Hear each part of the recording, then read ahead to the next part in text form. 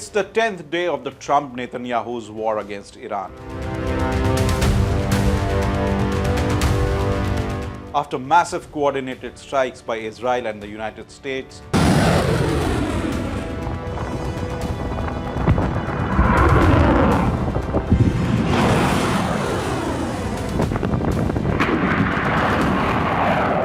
Iran has responded even after suffering devastating losses, including the killing of Supreme Leader Ayatollah Ali Khamenei. Yesterday, the United States reportedly struck Iran's desalination plant along with its largest oil depot, targeting a major water source in a desert region across what Tehran considers a red line. In retaliation, Iran struck a water facility in Bahrain and launched fresh attacks across the Gulf. Hi, I'm Saurabh Kumar, and let's take a clear look at the top developments from the West Asia's new conflict zone.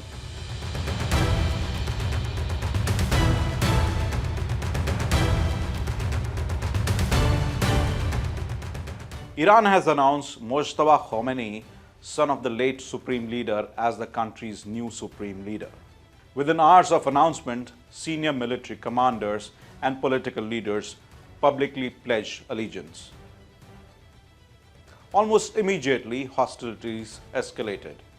Iran launched a fresh wave of missiles towards Israel, the first under Mojtaba Khamenei's leadership.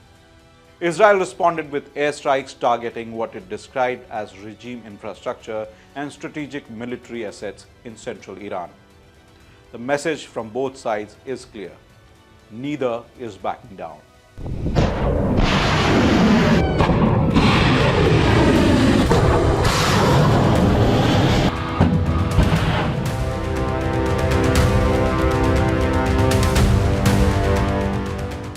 The United States has confirmed its 7th combat fatality since the start of the war. A US service member died from injuries sustained during an Iranian-linked strike in Saudi Arabia. Earlier in the conflict, 6 American troops were killed in a drone attack on a US installation in Kuwait. This marks a serious escalation. American forces across the Gulf are now directly exposed, and Washington faces growing pressure over how far it is willing to go.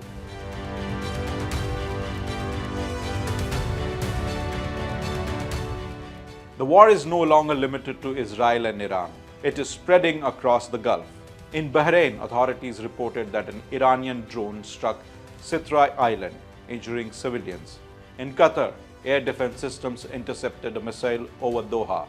In Saudi Arabia, a projectile attack killed 2 civilians and injured several others. The UAE reported intercepting 17 ballistic missiles and more than 100 drones in recent wave of attacks. The entire Gulf security architecture is under stress.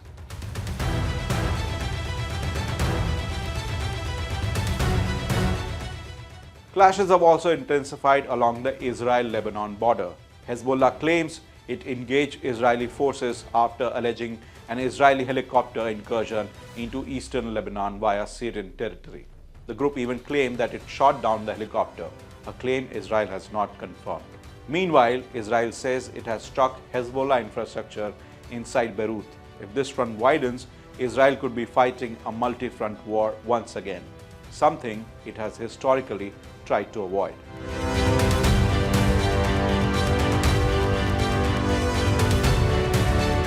The US State Department has now ordered non-emergency government staff and families to leave Saudi Arabia. Earlier advisories were voluntary. This is no longer precautionary. It signals elevated threat perception. American citizens have been asked to register with the embassy for potential crisis support.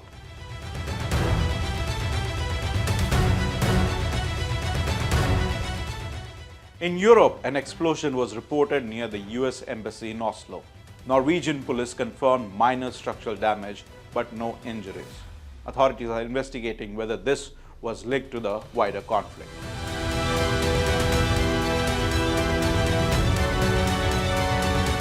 The Strait of Hormuz, through which nearly 20% of global oil and LNG passes, has faced disruptions.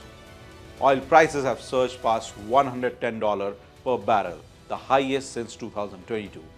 Asian markets have reacted sharply. Energy importing countries like India are feeling the pressure. Higher crude means higher inflation. Higher inflation means pressure on interest rates. And that slows the growth. Reports suggest governments may release strategic oil reserves to stabilize prices. But if this war drags on, energy market will remain volatile.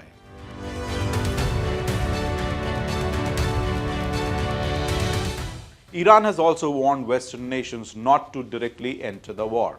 French President Emmanuel Macron has reportedly spoken with Iranian President Masoud Pezeshkian, urging restraint.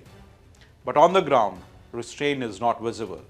Missiles are flying, airstrikes are expanding, and regional actors are getting drawn in. This is no longer a shadow conflict.